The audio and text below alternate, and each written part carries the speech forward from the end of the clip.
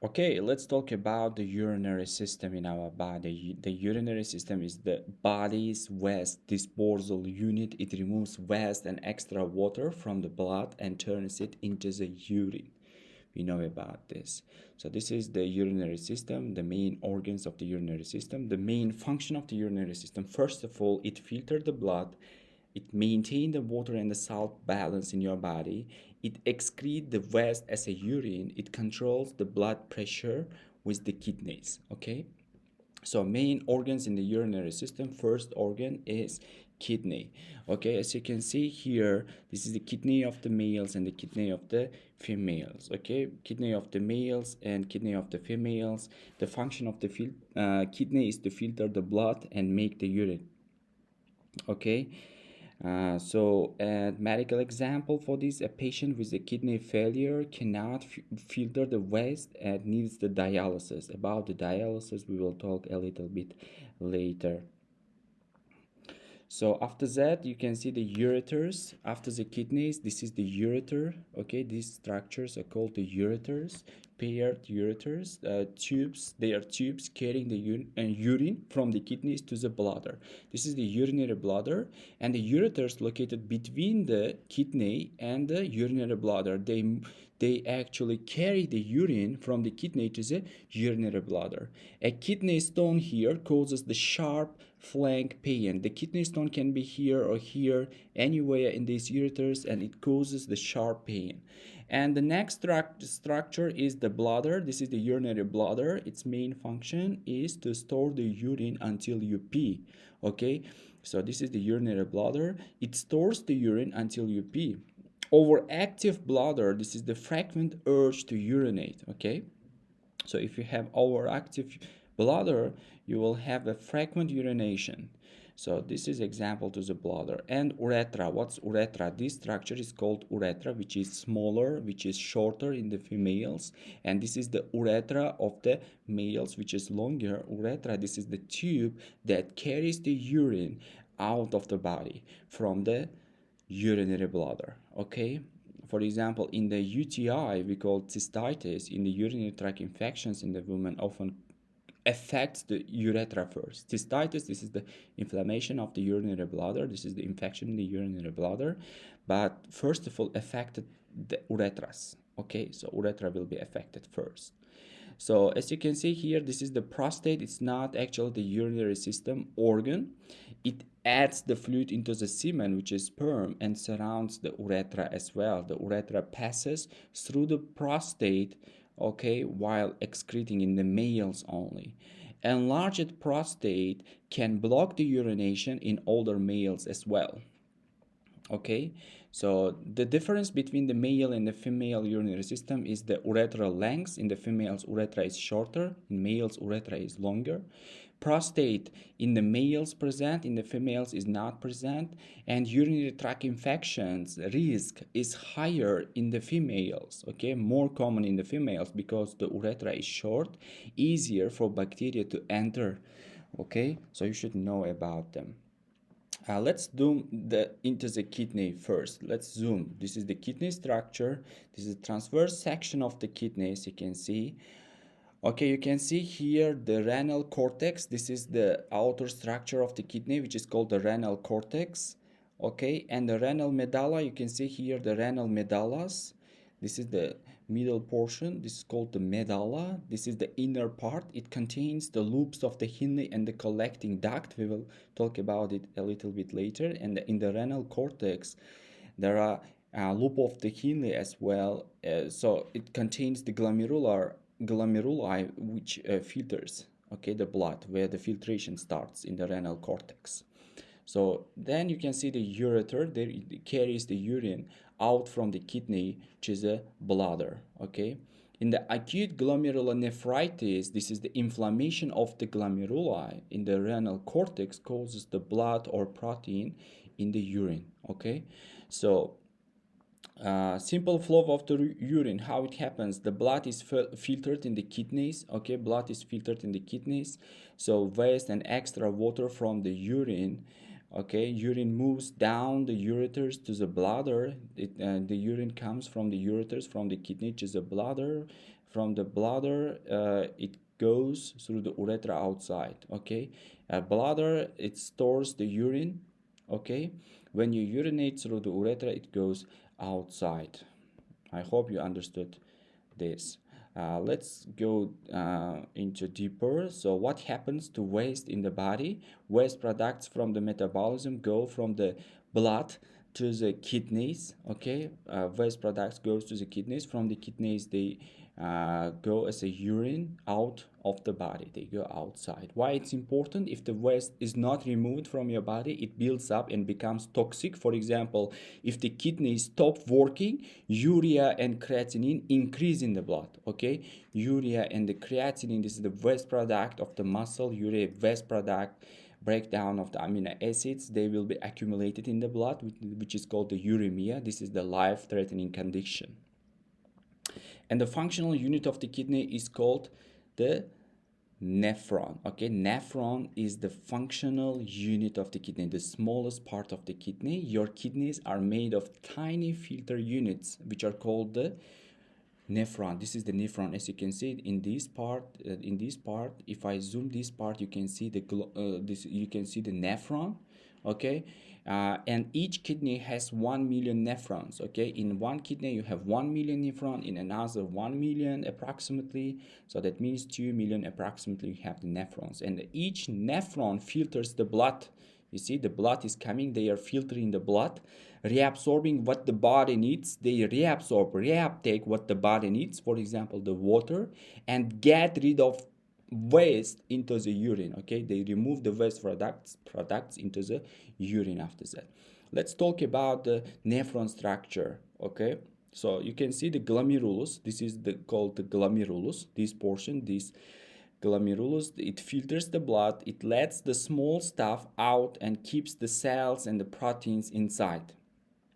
Okay, so damaged in nephrotic syndrome, which is called, we have a condition which is called nephrotic syndrome. They are damaged, and the proteins should be saved in your blood. Okay, they should not be filtered and go through these tubes. Okay, they should not go as a urine. The protein should be saved, but in nephrotic syndrome, protein leak into the urine. And you can see the tubules here, and tubules reabsorb the water. Okay, they reabsorb when the body needs, they are reabsorbed to the body. They reabsorb the glucose, they reabsorb the ions, and secretes the toxins. If you have toxin, they will be secreted into the urine, okay, through these tubes. And diuretics, we have special diuretics act here to reduce the fluid overload. If you have too much fluid in your body, they give the diuretics, and diuretics mostly work in these tubes. And you can see here the collecting duct. This structure is called the collecting duct. This final concentration of the urine happens here in the collecting duct. We have a special hormone which is called ADH, antidiuretic hormone, acts here to retain water in dehydration. When you're dehydrated, your body gets fluid from this collecting duct with the hormone which is called ADH comes here. They activate the special protein channels which is responsible for the water reabsorption. They're called aquaporins. They will be activated with that hormone, and water will go into your body again, not will be wasted as a urine. Okay, and the main wastes in your body is the urea from the amino acid breakdown. When you check the urea level, and when it's too high, that means the kidney failure happened, kidney damage. Okay, this causes the nausea, confusion in your body. And there are uric acid from the nucleic acid breakdown. Okay, in the gout, for example, in podagra, we call it in Russian, in the gout, there will be joint pain and the swelling. Uric crystals will be accumulated in the joints. Okay, this is the accumulation of the uric acid, this condition. And creatinine, this is from the muscle metabolism. This is the waste product from the muscle metabolism. Increased creatinine means sign of kidney dysfunction. Okay, it's also calculated, it's also used to calculate the GFR, glomerular filtration rate, to check the health of the kidney. I hope you understood. So blood flow, how it's happening, unfiltered blood, okay, enters the kidney via the renal artery. So this is called the renal arteries. With the renal arteries, unfiltered blood comes. It gets filtered in the glomerulus, okay. Useful parts are reabsorbed in the tubules then, okay. Through the collecting duct, they go to the ureter. From the ureter, they go to the bladder again, to the bladder, and they remove outside, okay. When the GFR, I talk the GFR, this is the glomerular filtration rate, which is called the GFR. It drops, waste like urea and creatinine increase. That means chronic kidney disease. So you have a chronic kidney disease. I hope you understood this topic. And you can see here the nephron. Each kidney has about 1 million nephrons, and this diagram shows how blood enters and get filtered and urine is formed. Let's walk through these parts in the logical order from the blood to the urine out. So afferent arteriole, what it does, here you can see the afferent arteriole, which is coming from the renal artery. This is the afferent arteriole, this is afferent arteriole. Do not confuse, this is afferent, this is exiting arterioles, okay. This is afferent arteriole. They all carry the blood, the afferent and afferent. Afferent brings the blood to the glomerulus, afferent brings away from the glomerulus. This structure is called the glomerulus, okay. So afferent arteriole, it brings blood into the nephron. They are bringing the blood into the nephron for the filtration, okay. In the hypertension, for example, when you have high blood pressure, this vessel can narrow, okay. This vessel can narrow, reducing the blood to the glomerulus. It reduces the blood to the glomerulus, then it decreases the filtration. Okay, what's glomerulus? So this is the ball of capillaries where the blood is filtered, okay, and the water, ions, glucose, urea pass through, but big stuffs, for example the proteins, red blood cells, they stay in this glomerulus, okay. We have a special condition which is called glomerulonephritis. This is the inflammation here. Blood and protein, they leak out to the urine. Okay, normally they should not, but in glomerulonephritis it happens. In the Bowman's capsule, this is the Bowman's capsule. This big capsule is called Bowman's capsule. Okay, this structure in the bluish color, this is the Bowman's capsule. So reabsorbs. Actually, it catches the fluid filtered from the glomerulus. It catches the fluid. Okay, which this fluid is called now the filtrate. When the fluid passes through the filter is glomerulus. When it passes through the filter, it becomes the filtrate and sends them to the tubules. This is the main function of the Bowman's capsule. In nephrotic syndrome, the capsule can be affected as well, and a massive protein loss in the urine happens. And this is the proximal convoluted tubule. This is the proximal convoluted tubule, okay. As you can see, proximal convoluted tubule, this portion. It reabsorbs actually 70% of the water, sodium, glucose, and amino acids, and return them to the blood. As you can see, there are blood vessels, and they return them to the blood always. Those glucose molecules, glucose, amino acid, sodium, which is passed, they return it to the body in the proximal convoluted tubule. Okay, so also secretes toxins into the filtrate. When toxins are available, they will be secreted. They will go to the tubules then to excrete into the urine. So we have a special condition which is called Fanconi syndrome, where the proximal convoluted tubule defect happens. Glucose and amino acids are lost in the urine in the Fanconi syndrome. So here you can see after the proximal convoluted tubule, the loop of the Henle. This is the loop of the Henle. This is descending loop of Henle. This is ascending loop of Henle, which goes up. Descending loop of Henle goes down. Okay, so creates salt gradient to help the body reabsorb the water later. Descending loop, where the water is going outside. In the descending loop, the water is going outside. Ascending loop, where the salt goes outside. Okay, this is descending loop. Loop diuretics like furosemide act here to treat the edema and the heart failure in the patients. Okay, so This is the distal convoluted tubule. This portion is distal convoluted tubule. You also should know about it. This is the fine-tuned salt. Okay, so sodium, also potassium, chlorine, and pH levels are controlled here, controlled by aldosterone here. Actually, the hormone aldosterone acts to this portion, to this distal convoluted tubule.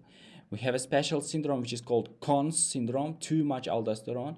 That means more sodium is reabsorbed to the blood vessels. There will be too much high blood pressure. Okay, and this is collecting duct. We talked about the collecting duct. This is the last chance to reabsorb water under the control of ADH. Okay, ADH antidiuretic hormone, we also call it vasopressin. Okay, ADH acts to this region.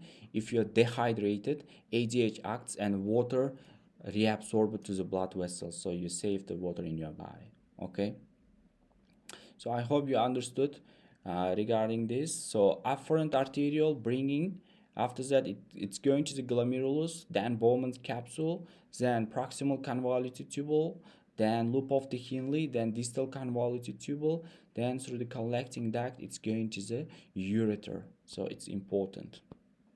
I hope you understood this. And here you can also see blood enters the kidney. This is glomerular filtration is indicated here. Blood comes into the kidneys through the renal arteries. We know this is the renal artery here. You can see the renal artery, the blood is coming. This is the glomerulus, as you can see here. This is the glomerulus. This is the ball of capillaries here. It reaches the glomerulus, which is a tiny knot of the capillaries. The glomerulus is the first part of the nephron. Don't forget that. Okay.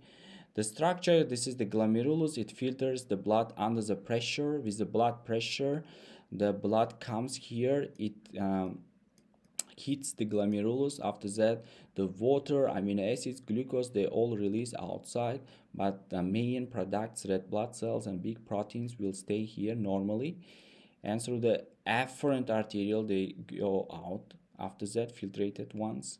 And this is the Bowman's capsule. You know, this is the Bowman's capsule. This capsule actually collects the filtered fluid. Okay, it collects the filtered fluid.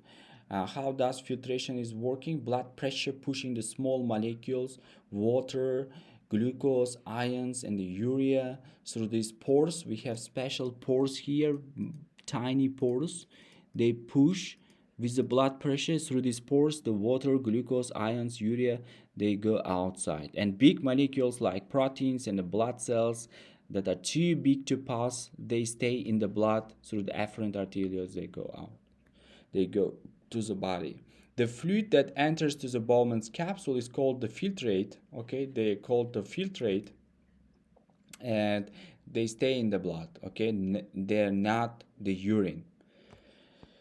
So what's entering to the filtrate? The water, glucose, amino acids, and the urea. Okay, from the water it can stays in the blood. Red blood cells, they stay. White blood cells, they stay. Plasma proteins, albumin, they stay in the blood. They are not passed through this through this glomerulus as a filtrate, and large molecules will be also here. Urea, amino acids, glucose, water, they go outside. In glomerulonephritis, this filter is damaged. Proteins and the red blood cell, they leak into the urine, which is abnormal. So what happens next? After that the filtrate travels through the tubes of the nephron. We talked about these tubes, right? Proximal convoluted tubule, this is the loop of Henle, and distal convoluted tubule, and collecting duct. Waste and excess substances stay in the tube and become the urine. Urine equals to the filtrate plus useful things and waste products. In diabetes mellitus, too much glucose in the blood, glucose leaks into the filtrate. Okay, if the glucose is too high, the nephron cannot reabsorb. The nephron should reabsorb. This tubule, proximal convoluted tubule, should reabsorb. So glucose appears in the urine, which is called the glucose urea. Okay, So I hope you understood. Through the renal arteries, which is afferent arterial, blood is entering to the glomerulus, then filtering the blood. Filtrate enters to the Bowman's capsule and traveling in the tubes. Which tubes? Proximal convoluted tubule, loop of Henle, actually descending and ascending loop of Henle, then distal convoluted tubule, and actually after all they enter to the collecting duct, and after that through the ureter they reach to the bladder. With the urethra they go outside. I hope you understood. So what's happening proximal convoluted tubule? We talked about what's happening in the proximal convoluted tubule. In the proximal convoluted tubule, 70% of the reabsorption is happening. Glucose, amino acid, sodium, water, they are all going to the blood vessels to our body. They are not excreted as a urine. Okay. Proximal convoluted tubule, this is the first chance to grab useful things before they are lost. In Fanconi syndrome, I said the proximal convoluted tubule is damaged. Okay, so I hope you understood. And this portion is called medulla. This is the medulla portion. So in this medulla portion, this is salty zone. There is a lot of salt. As you can see, this is the cortex where the glomerulus, proximal convoluted tubule, distal convoluted tubule is located. The loop of the Henle collecting duct, they are located in the medullar portion, and this is the medulla portion. In the medulla, it is the medulla actually is naturally more concentrated, salty compared to the cortex. So this is because salts from the ascending lip of the loop are pumped into it, because the salt are pumped in. This is the salt in the ascending loop of the Henle, they pumped outside. Okay, that's why it's more salty here in the ascending loop of the Henle. And this creates the concentrating gradient like salty sponge. Why this gradient is important actually? So that the water can be pulled out of the filtrate later in the collecting duct. Okay, in the collecting duct the water is pulled out, especially when the body is dehydrated. Actually ADH hormone is also important in this case. That's why here is salty. More salt means more water attraction. They attract more water in this case. And loop diuretics, as I said, furosemide, they block the salt reabsorption. So what the furosemide does, it blocks the salt, actually the salt reabsorption in the ascending lip, so salt won't go out. Less water will be reabsorbed. Okay, when the salt goes, the water should follow. In this case, the drug is blocking this, and more urination is happening because more water is there. And the loop of the Henle, this is the longer loop, the more time for the water reabsorption. Okay, the longer the loop of the Henle, the more time it consumes to reabsorb the water. Okay, so animals in the deserts, for example the kangaroo rats, have very long loop of the Henle to conserve the water. The more longer the loop of the Henle, the more water reabsorption will happen. Okay, and the humans have a mix of the short and the long loops as well. Okay, so I hope you understood this part of I hope you understood. What's next in the loop of the Henle? We talked a lot. Descending loop. In the descending loop of, this is the descending, this is the ascending loop of Henle. In the descending, what's happening? Water is moving out to filtrate by osmosis. Okay, by the osmosis. Let's look to this. In this portion, the water is going outside. Water is going out, so that means water moves out the filtrate by osmosis. The osmosis is really important. If you haven't watched the video about the osmosis, I recommend you to watch. Why? Because the medulla is very salty. As I said, this is the medullar portion, this is the cortex portion. The medulla is more salty because, yes, you can see the salt is releasing out with ascending loop of the Henle. The more salt, it attracts the more water. That's why water is going reabsorbing in this portion. Okay, so because the medulla is very salty, it's concentrating the filtrate. Okay, the more water reabsorption, the more concentrated the filtrate is. Dehydration, for example, triggers more water reabsorption here, concentrated urine. When you're too much dehydrated, the more water will be reabsorbed from the medullary portion, from the loop of the Henle. Okay, so as you can see, this is the bottom of the loop. This is the most concentrated point of the filtrate. Water is left and the salt still inside. No salts wants to leave here. And this is the ascending lip. This is rises from the medulla, as you can see, back to the cortex. They're going back to the cortex from the medulla, and it's not permeable to the water. It actively transports sodium and the chlorine out of the filtrate, and the salt is pumped into the medulla. Here you see the salt is pumping out. This creates the salt gradient here in this section, which is the medulla. Okay, and it's used to pull the water out from the collecting duct later. Collecting duct is also located in the medulla, so the more salt in the medulla means it's easier to collect the water molecules later, to reabsorb the water molecules in the collecting duct. This makes the medulla salty, essential for the water balance. Okay, this portion is essential for the water balance, this salty area. Loop diuretics, they block the sodium reabsorption here. Okay, sodium is not going outside. With the loop diuretics, more water stays in the urine. That means it's used in the hypertension or in the heart failure to remove more water from your body. Okay, so collecting duct, this is the collecting duct on the right side. This is water is reabsorbed only if the ADH is present here. Okay, with the help of ADH, which is antidiuretic hormone. ADH opens the aquaporins. Aquaporins are there. They are the water channels, so water moves out by osmosis. Aquaporins will be open and water moves outside. Okay, what triggers opening of the aquaporins?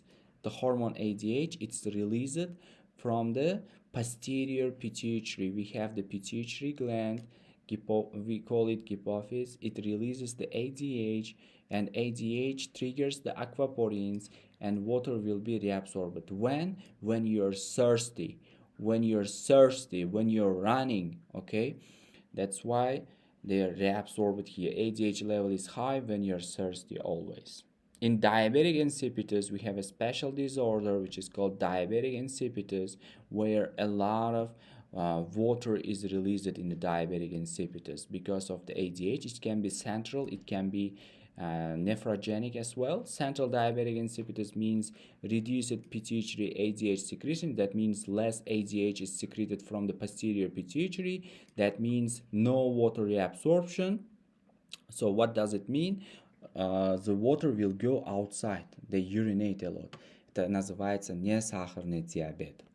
Okay, so it can be reduced ADH sensitivity. When ADH comes to the receptor, it activates the aquaporins and opens. When the sensitivity is less here, when the receptors are not accepting the ADH, means no aquaporin working, the water is going outside a lot, so polyuria happens. A lot of urine goes outside. I hope you understood this diagram very well. So this is also regarding the aldosterone here. So I hope you also understood the aldosterone hormone. We have a special video where I explain the aldosterone, how it works, how it's concentrating the urine as well. So aldosterone is affecting to the distal convoluted tubule.